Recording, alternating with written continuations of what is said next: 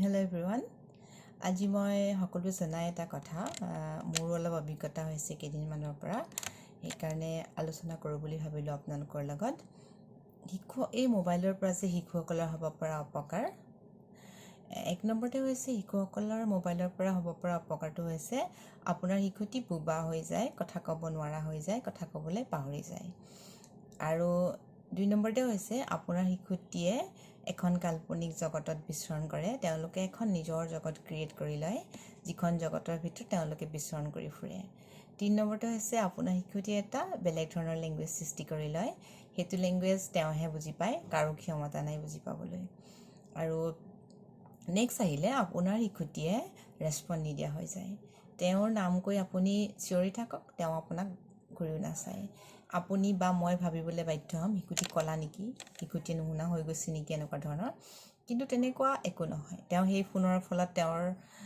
পাহৰি থাকিছে তেওঁ ৰেছপন্ড দিব লাগে বা তেওঁৰ আশে পাশে কি হৈ আছে কোনোবাই তেওঁক মাতি আছে তেওঁ গম নোপোৱা হৈ যায় সেইবিলাক অতি দুখ লগা কথা এতিয়া আৰু ইণ্টাৰেষ্টিংটো কি হৈছে আপোনাৰ শিশুটিয়ে বেয়া লাগে খেলি আছে নৰ্মেল এটা শিশু খেলি আছে বহি আছে হঠাৎ শিশুটিয়ে কোনো কাৰণ নোহোৱাকৈ কান্দি আছে কোনো কাৰণ নোহোৱাকৈ হাঁহি আছে তেতিয়া যিগৰাকী যোনে ওচৰত থাকিব ন তেওঁলোকে ভাবিব শিশুটি বাৰু এবনৰ্মেল নেকি কিন্তু শুনিবলৈ বেয়া লাগে মাক দেউতাকে বেয়া পাব মোৰ শিশুটিক এবনৰ্মেল বুলি কৈছে কিন্তু শিশুটিয়ে বিহেভ কৰিছে এনেকুৱা এবনৰ্মেলিটি তো চ' মানুহে ভাবিবলৈ বাধ্য হ'ব আৰু এইবিলাকৰ কাৰণ হৈছে মোবাইলটো সেইকাৰণে আমি শিশুটিক ফোন দিয়াৰ পৰা বিৰত থাকিব লাগে আজিলৈকে এতিয়া মানে বৰ্তমান 10টা শিশুৰ ভিতৰত আপোনাৰ 3টা শিশুৱে মোবাইলৰ পৰা হ'ব পৰা অপকাৰৰ ফল ভুগি আছে অনাগত দিনত 10টাৰ ভিতৰত 10টাই মোবাইলৰ পৰা হ'ব পৰা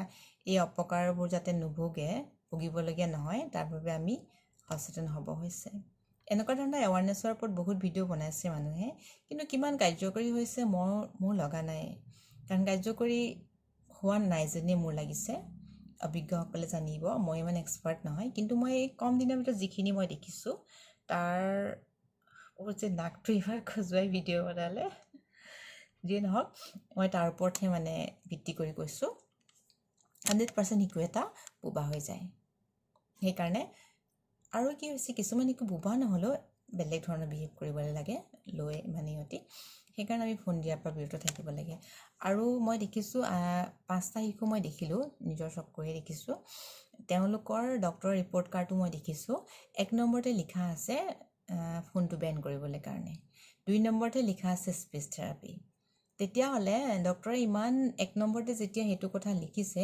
লিখাৰ পাছতো পেৰেণ্টছে কিয় বুজি নাপায় যেতিয়া আপুনি পেৰেণ্টছক কয় ডক্টৰেতো আপোনাৰ শিশুটিক ফোন বন্ধ কৰি দিবলৈ কৈছে আপুনি কিয় নিদিয়ে তেতিয়া সাধাৰণতে মাকগৰাকীয়ে কয় শিশুটি জানে বা তাই ইমান কান্দে ইমান আমনি কৰে ফোনটো নিদিলে ভাতেই নাখায় নপঢ়ে নকৰে কান্দি থাকে সেইকাৰণে অকণমান সময়ৰ কাৰণে দি দিওঁ আৰু আপোনাৰ যে সেই বেয়া লগা সেই দুখ লগা অকণমান সময়ৰ কাৰণে দিয়ে সেইখিনিয়ে যে অনাগত দিনত মানে আপুনি মৰা আগমুহূৰ্তলৈকে কান্দি থাকিব লাগিব আপোনাৰ দুখ লাগি থাকিব লাগিব বেয়া লাগি থাকিব এতিয়া আপুনি সেইটো বিচাৰে নে কম দিনৰ ভিতৰত দুখ লগাটো আপুনি বিচাৰে আৰু যদি আপুনি ভৱিষ্যতৰ কাৰণে কান্দি থাকিব বিচাৰে তেনেহ'লে দিয়ক আপুনি ফোন আপোনাৰ শিশুটিক আৰু যদি ভৱিষ্যতৰ কাৰণে আপুনি কান্দিব নিবিচাৰে শিশুটিক ফোন দিয়াৰ পৰা বিৰত থাকক এইটো মোৰ একদম পাৰ্চনেল এক্সপিৰিয়েঞ্চৰ পৰা কৈছোঁ 100% মই দেখিছোঁ নিজ চকুৰে 3-4টা শিশু এতিয়ালৈকে মই দেখিলোঁ ফোনৰ ফলত বোবা হৈ গৈছে কথা ক'ব পাৰাখিনিও কথা নোকোৱা হৈ থাকে কথা ক'ব পাৰে দাবী ধমকি দিলে কথা কয় এনেই নকয় বোবা হৈ যায় মানে নকৈ ফোন এনেকৈ যে চাই থাকে ন ঘূৰাই পকাই চাই কথা ক'বলৈ পাহৰিয়ে থাকে ক'ব যে লাগে চব কান্দা হাঁহা এই যে ক'লোঁ মই নিজৰ জগতত ঘূৰি ফুৰে কাল্পনিক জগত সৃষ্টি কৰি লয় সেইবিলাক আৰু যেতিয়া আজি আপুনি 300 টকাৰ ৰিচাৰ্জ যদি শিশুটি মনটো ভাল লগাই থৈছে কাইলৈ আপুনি হাজাৰ টকা খৰচ কৰিও আপোনাৰ শিশুটি এটা শব্দ মাত শুনিবলৈ আপুনি নাপাব তাৰ তেনেকুৱা এটা পৰিস্থিতি যাতে নহয় সেইবাবে এতিয়াৰ পৰাই ফোনটো দিয়াৰ পৰা বিৰত থাকক আৰু অতিকে দুখ লগা এটা কথা হৈছে আপোনালোকে চবৰে চকুত পৰে চাগে 5টা শিশুৰ ভিতৰত আশে পাশে 2টা শিশুকে আপুনি দেখিব বিয়া ঘৰত হওক সকামত হওক আপোনাৰ ফাংচনত বিহু ফাংচনত হওক এয়াৰপৰ্টত হওক বাছ ষ্টপেজ ষ্টেচন চবতে আপুনি দেখিব মোবাইলৰ ভিতৰত সোমাই আছে ওচৰতে তেওঁ মাক দেউতাক বহি থাকে, তেওঁলোকৰ নিজৰ ফোন লৈ থাকে বা কথা পাতি থাকে, চাই থাকে, কিন্তু শিশুটি ফোনৰ ভিতৰত সোমাই থাকে।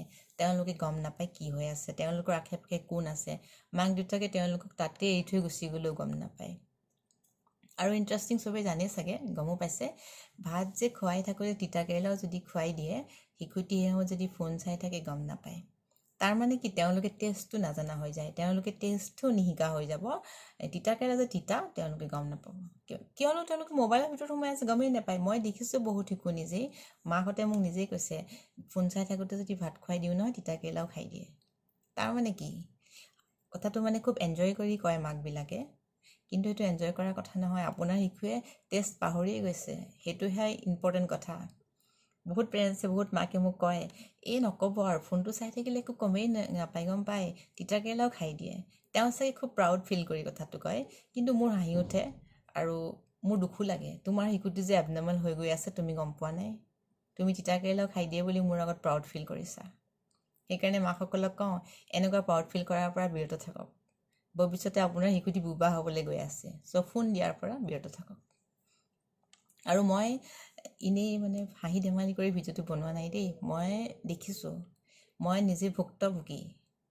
মই কি ক'ম আৰু, ভুক্তভোগী বুলি ক'লে বুজি পায়। মোৰ শিশু নহয় অৱশ্যে, বেলেগৰ কাৰণে, বেলেগৰ শিশুৰ লগত মই দেখিছোঁ। বহুত তেনেকুৱা শিশু আমাৰ বিদ্যালয়ত আহে, এতিয়া আছেও। মানে কান্দিম নে হাঁহিম নে মই ক'ব নোৱাৰা হৈ যাওঁ এটা মুহূৰ্তত, কেনেকৈ শিশুটিক মানে বুজাম, কেনেকৈ কথা কোৱাম। আৰু এটা কথা দেই, বহুত মাক দেউতাকে শিশুটিক স্কুলত এৰি দিয়ে, বিদ্যালয়ত এৰি দিয়ে কথা ক'বলৈ বুলি, তাৰপিছত ঘৰত নিশ্চিন্ত মনেৰে বহি থাকে। আমাৰ একো তেনেকুৱা কেপাচিটি নাই একদিনতে আপোনাৰ শিশুটিক আমি কথা কোৱা কৰাই দিম, বা স্পীচ থেৰাপিও নোৱাৰে। কিয়নো স্পীচ থেৰাপিৰ 45 মিনিটছৰ হয়, বিদ্যালয়ত খুব বেছি 2 ঘণ্টা 3 ঘণ্টা থাকে সৰু শিশু এটা, বাকী সময়খিনি আপোনাৰ লগত থাকে, বা বাকী সময়খিনিত আপুনি শিশুটিক ফোনটো দি থৈ দিয়ে।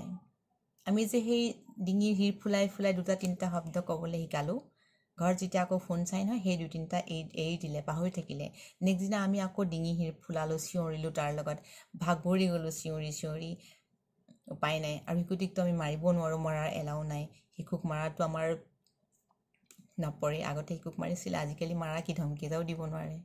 আপোনালোকে খেদি আহিব কাইলৈ, মোৰ বাচ্ছাটোক মাৰিছে, আমুক কৰিছে তামুক কৰিছে বুলি। সেইকাৰণে আমি সেইটোও কৰিব নোৱাৰোঁ, আমাৰ ঠাইত থাকি চাওকচোন। সেইকাৰণে মই আকৌ কৈছোঁ মাক দেউতাকসকলক, নহয়, আপোনাৰ শিশুটিৰ ভৱিষ্যত আপোনাৰ ওপৰত। বিদ্যালয় ছেকেণ্ড ঘৰ, ডক্টৰৰ চেম্বাৰ, স্পীচ থেৰাপি সেইবিলাকো ছেকেণ্ড অপশ্যন, ফাৰ্ষ্ট অপশ্যন আপোনালোক। সেইকাৰণে আপোনালোকে ফোনটো দিয়াৰ পৰা বিৰত থাকক। স্পেচিয়েলি মই মাকক কৈছোঁ। আৰু মাকবিলাকে নিজৰ সুবিধাৰ কাৰণেও শিশুসকলৰ হাতত ফোনটো তুলি দিয়ে।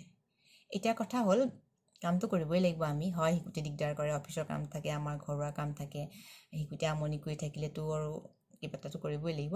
সেইকাৰণে আপুনি ছেকেণ্ড অপশ্যন বিচাৰক, ফোনটোৰ বাহিৰে কি কৰিব পৰা যায়। ফোনটো নিদিয়াকৈ শিশুটিক কি বস্তু দিলে শিশুটি বিজি হৈ থাকিব, আমনি নকৰিব, তেনেকুৱা এটা বস্তু বিচাৰাৰ গুৰুত্ব দিয়ক। আৰু আকৌ কৈছোঁ, এই 300 টকা 200 টকাৰ ৰিচাৰ্জৰ ফোনটোৱে আপোনাৰ 1000 টকা শেষ কৰি দিব, তাৰ ফলতো আপোনাৰ শিশুটিয়ে এষাৰ মাত আপুনি শুনিবলৈ নাপাব। আৰু কি কৰিব, তেতিয়াতো আৰু কোনো অপশ্যন নাথাকিব আপোনাৰ হাতত। সেইকাৰণে ফোন দিয়াৰ পৰা বিৰত থাকক। আকৌ কৈছোঁ সেইসকলক, যিসকলে বিহুৰ ফাংচন চাবলৈ গ'লেও শিশুটিৰ হাতত ফোনটো তুলি দিয়ে, ষ্টেজত কি হৈ আছে আপোনাৰ শিশুটিয়ে গম নাপায়। এয়াৰপৰ্টত গ'লেও দেখোঁ মই শিশুটি বহি ফোন চাই থাকে, ষ্টেচনত, বাছ ষ্টেচনত, য'তেই নাযায় আপুনি দেখিব শিশুটি ফোনৰ ভিতৰত সোমাই আছে। সেইটো এৰুৱাৰ পৰা বিৰত থাকক। আপোনাৰ শিশুটিক যেতিয়া ফাংচনত লৈ গৈছে, আপুনি দেখাওক, চোৱা গান গাই আছে, নাচি আছে, বিয়া সকামত গৈছে, মানুহৰ লগত কথা পাতিবলৈ শিকাওক, দেখাওক, তাতে 2-4টা আৰু ল'ৰা ছোৱালী থাকে, তেওঁলোকৰ লগত খেলিবলৈ দিয়ক, 2-এষাৰ কথা পাতিবলৈ দিয়ক। তাতে যদি কান্দে, ফোনটো আপুনি বন্ধ কৰি থৈ দিয়ক, কান্দিছা, মোৰ ওচৰৰ পৰা আঁতৰি যোৱা, নাকান্দিবা, একদম মনে মনে থাকা। অলপ ষ্ট্ৰিক্ট হ'বই লাগিব সেইবিলাক ক্ষেত্ৰত। আৰু যদি আপুনি অকণমান ষ্ট্ৰিক্ট নহয় আজি, কাইলৈ আপুনি কান্দিবলৈ ৰেডি হৈ থাকক। আৰু মই আকৌ কৈছোঁ, 100% শিশু বোবা হৈ গৈ আছে আৰু যাবই। এইটো মোৰ ওচৰত, মই একদম পাৰ্চনেল এক্সপিৰিয়েঞ্চৰ পৰা কৈছোঁ। চ' আকৌ কওঁ, শিশুসকলক ফোন দিয়াৰ পৰা বিৰত থাকক। মই পেৰেণ্টছৰ কাৰণে এটা ৰিকুৱেষ্ট কৰিছোঁ, এইটো মই মানে মোৰ পাৰ্চনেল ৰিকুৱেষ্ট, ভাবিছোঁ আপোনালোকে, আশা কৰোঁ আপোনালোকে মানিব। মোৰ শিশু ডাঙৰেই হ'ল বাৰু, তেওঁলোকেও ফোন চাই নোচোৱা নহয়, কিন্তু মোৰ শিশুৰ তেনেকুৱা এটা পৰ্যায় নাপালেগৈ বাৰু ডাঙৰ হৈ যোৱাৰ কাৰণে। কিজানি সৰুতে যদি এনেকৈ বেছিকৈ চালে হ'লে সিহঁতো চাগে আজি বোবা হ'লহেঁতেন, কিন্তু নাজানো, এইটো মোৰ তেতিয়া চাগে ফোনৰ ইমান হেৰিটো নাছিলে নেকি নাজানো মুঠতে এতিয়া বৰ্তমান শিশুৰ কথাই কৈ আছোঁ মই আমাৰকেইটা অকণমান ডাঙৰে হ'ল তাহাঁতক এতিয়া তাহাঁতেও ফোন চাই নোচোৱা নহয় তাহাঁতকো মই বহুত মানে গালি দাবী ধমকি দিওঁ ফোন কাঢ়ি লৈ লওঁ বন্ধ কৰি থৈ দিওঁ মই গডৰেজত ফোন ভৰাই থোৱাৰ ৰেকৰ্ড আছে দেই